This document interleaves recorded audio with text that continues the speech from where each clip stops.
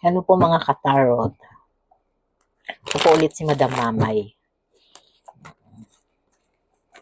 Ito po ay timeless reading lang po. Ha? Kung kailan nyo lang po ito pwedeng makita. No? Yun po yung tamang oras para makarating po sa inyo ang mensaheng ito. No? At kung ito naman po ay mapanood ninyo, no, tanggapin nyo lang po, no, kung makaresonate para sa inyo, no, para sa inyo. Pero kung hindi naman po, no, pwede na po kayo mag-scroll, no.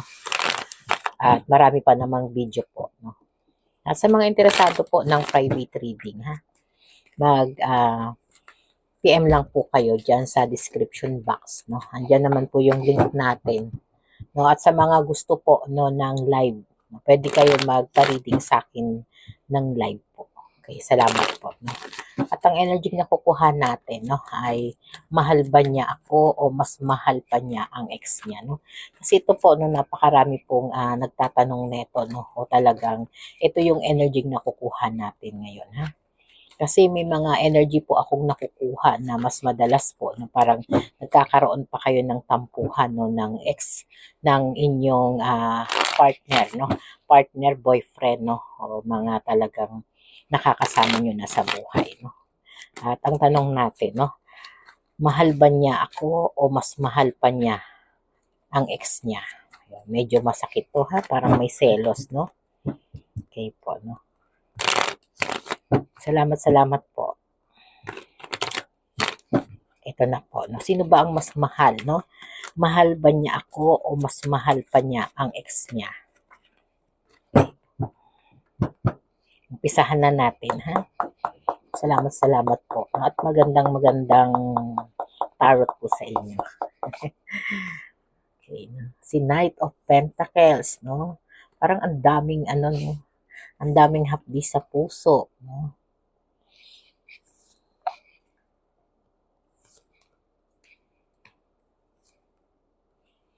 At si Knight of Pentacles po, no? Ito yung energy na tapat naman sa'yo yung person mo, no? Marami po siyang sinabi naman sa iyo, no. Maraming sinabi, no, maraming kinuwento, no. Yung iba naman hindi naman masyadong detalyado, no. Pero may mga sitwasyon po na talagang pagdating po sa connection niyo, no, ay talaga namang naging naman siya, no, naging tapat naman, no. At sa energy na to, no, ito yung energy po, no, na yung person mo, no, pwede pong makakonekto, no, sa person mo, pwede rin pong sa'yo, ha. Kung kanino na lang po mag-resonate, no, i-connect nyo na lang po, no.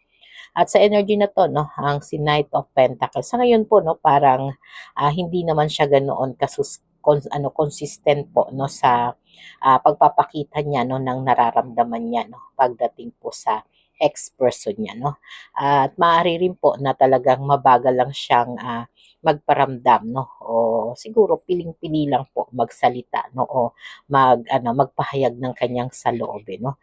Kaya parang nagkakaroon ka po ng pagdududa, no.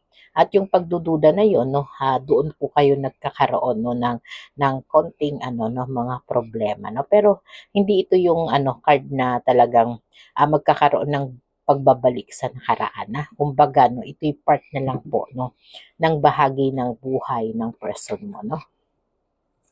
At sa energy na to, no, ang ating Knight of Wands na naka-reverse, no. Ito yung energy na parang dito po, no, naging padalos-dalos po o biglaan po kasi, no, yung naging connection nila, no, ng ex-person niya, no. Kumbaga, ito yung energy na parang pinasok lang nila, no, yung relasyon dahil nga minsan, no, parang kantsaw ng barkada, no, mga kaibigan, no. Kaya dumating po sa panahon, no, na talagang parang nagbago po, no, o nagkaroon po, no, ng energy na parang hindi nila pinag-isipan, no, yung naging connection nila mula sa past, no. Kaya dito po na doon po napalapit, no, sa loob ng person mo, no, ang ex-person niya, no. Kaya dito po, no, sinasabi pa rin po, no, ng ating Eight of Pentacles, no, na mukhang ano po, no, mukhang pagdating po sa energy, mukhang magulo rin po, no, yung energy niya, no, sa ngayon po, no. At may mga pagkakataon din po na talagang pabago-bago, no, yung kilos niya, ugali niya, emosyon niya, no. Kaya parang mahirap po siyang basahin, no. Tama po ba? No, at kung tama, no, ito po yung reading niyo, ha. Dahil dito po, no, parang mas madali pong magkaroon, no, o nagkakaroon ng mga hindi pagkakaintindihan, no. Kaya dito po, no, sa Eight of Pentacles, no, ito po yung energy na naka-reverse, no. Parang dito po, no, pagdating po sa energy po ng ex-person niya, no, ay nagiging paulit-ulit po, no, yung mga pagtatalo nila, no. At yan yung energy na napagod sila, no, ng paulit-ulit na problema, no. Kaya talaga dumating po sa panahon na parang lumalabas po na mas nakatuon po siya, no? Nakatuon yung isip niya, no, sa mga kailangan niyang ayusin, no, sa buhay niya, no? O parang ipinapakita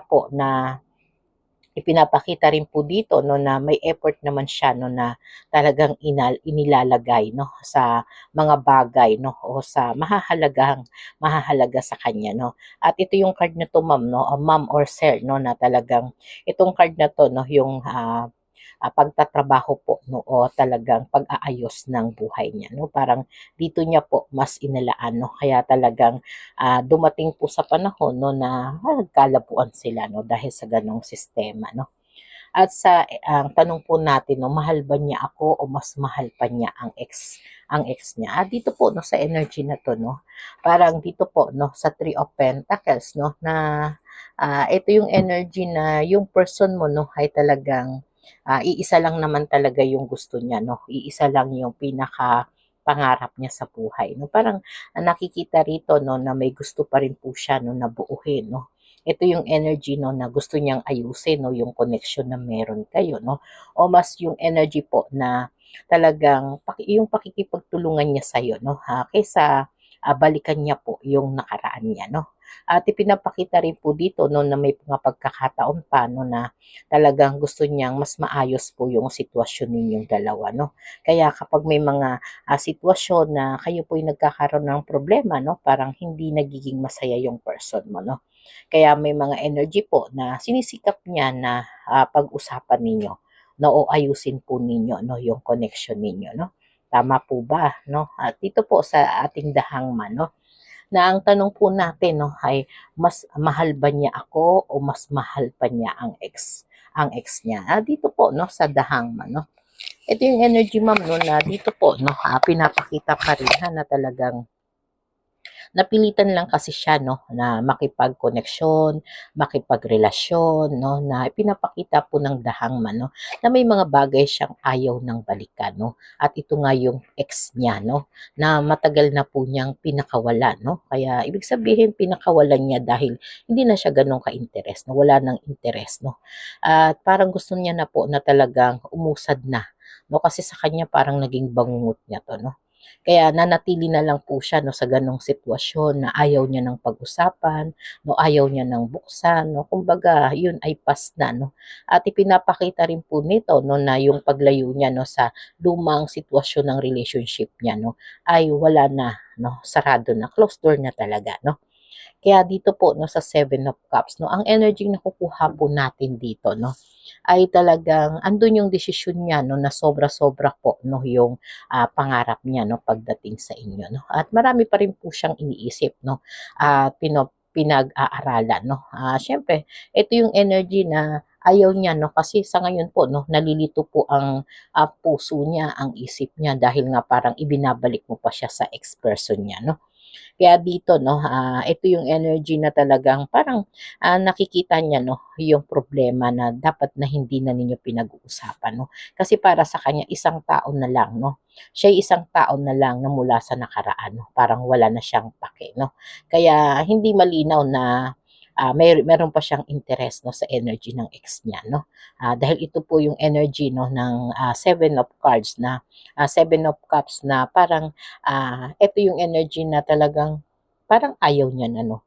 Hindi na malinaw, no. Ayaw niya na. Hindi na ito yung totoong buhay niya, no. kung baga ito'y nakaraan na lang, no? Kaya base po sa card, no, parang hindi naman lumalabas, no, na mas mahal niya yung ex niya, no, kaysa sa'yo, no? At mas nakikita rin po natin dito, no, na yung pagod, no, pagod, kalituhan, no, ay naramdaman niya kasi sa ex-person niya, no? Kaya parang mas pinili niya o mas tinutukan niya po yung ngayon, no?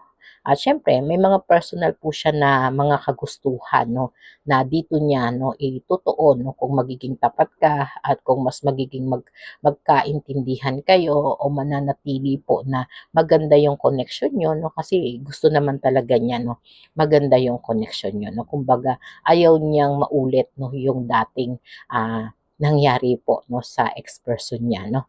Kaya sa ngayon po, no, parang ito na yung pinipili niya, no, o hindi na rin lumalabas, no, yung energy ng tao na mula sa past na gustong bumalik po sa nakaraan, no. O wala namang tao siguro na gustong bumalik sa nakaraan, no. At mas nakikita rin po natin na sinusubukan niya, no, na ayusin niya, no, ayusin niya yung mga kagustuhan niya, no, at parang dito po parang nakakapagdesisyon na siya sa sarili niya, no, na talagang ikaw na, kumbaga si present person na ang mahalaga para sa kanya, no. At may mga bagay pa rin po, no, sa kasalukuyan, no, kaysa sa balikan pa yung dati, no, ayaw niya nang balikan yun, ha. Possible din po, no, dahil nga sa tampuhan, no, at sa mga nangyari pong masasakit na nakaraan, no, kaya parang hindi na malinaw po sa kanya, no, na talagang gugustuhin niya pa yun, no. Kaya dito sinasabi niya, no, parang ayaw niya, no, na nagdududa ka, no, o talagang pinagmumulan ninyo, no, ng tampuhan, no, yung sa ex-person niya, no. Dahil dito po sa reading na to, no, mas nakikita po natin na kailangan niyo pong mag-focus o kailangan niya pong mag-focus sa present, no, present person niya, no, kaysa balikan po yung ex-person niya na hindi naging maganda yung larawan ng buhay niya, no. Kaya dito po yung guidance lang po natin, no, wag ka masyado o wag ka agad magbabase, no, sa hinala lang, ha. Iwasan yung mga hinahinala, no, at mas nakakatulong po, no, yung malinaw na pag-uusap, no, kaysa sa pag-iisip ng mga bagay na wala namang kasiguraduhan, no, o mauuwi lang po sa mga pagtatalo, no. Kaya dito sa tanong po natin, no, mahal ba niya ako o mas mahal pa niya ang ex niya, no? Dito po, no, malinaw naman, na parang ayaw niya nang balikan po yung nakaraan, no? Kung ano man ang naging connection nila, no, ng past person niya, no, parang tinuldukan niya na yon, no? At dito na siya humaharap po, no, at maraming pangarap, no, sa present person niya, no? Kung ikaw yung present person niya, napakapalad mo, no? Dahil parang marami na siyang binubuo na mga pangarap, no? Kaso hinahati-hati niya lang yung oras niya sa pangarap niya para sa inyo, no? Para sa future niyo, no? At sa mga bagay na magpapasaya rin sa iyo, no? Kasi dito po, no, marami siyang pinaplano, ha? Pinaplano na kailangan mo rin pong tugunan, no? Kailangan mo rin po na bigyan din, no, para magkaroon kayo ng smooth na connection, no? Hindi man maging perfect, no, yung relationship ninyo, no? Smooth naman, no? Meron kayong connection na magpapatibay po, no, sa samahan ninyo, ha. Kaya iwasan po yung mga bagay na makakasira naman po, no, sa inyong peace of mind, no. At syempre mas intindihin, no, yung nararamdaman ng bawat isa. Kung may mga bagay kayong hindi napagkakasunduan, mas mabuti po na pag-usapan nyo, ha.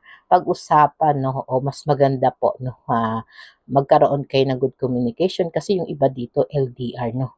Kaya mas lalong gumugulo o talagang nagkakaroon ng mga pagsubok, no. Kaya syempre hindi maiiwasan sa ganyang sistema, no, na talagang nagkakaroon kayo ng selosan, ha. Syempre ganun po talaga pag may relationship o mayroong karelasyon, no, may mga selos po talagang nangyayari yan, ha.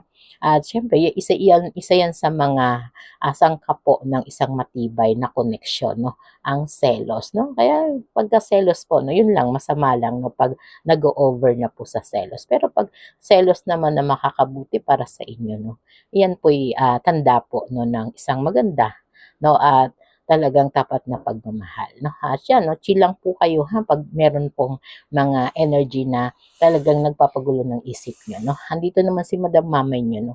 Anytime naman, no, pwede kayong magtanong po sa live. At syempre sa energy na to, no, parang lumalabas din po na talagang mahal ka pa rin po niya, no. Naka-move on naman na siya, no, sa ex niya, no. At hindi naman nakikita na ang ex niya pa rin, no, yung laman ng puso niya at isipan niya, ha. At mas nakikita rin po dito na kailangan lang po na mas maayos na komunikasyon, no, para mabawasan po yung mga duda, tampuhan ninyo, no.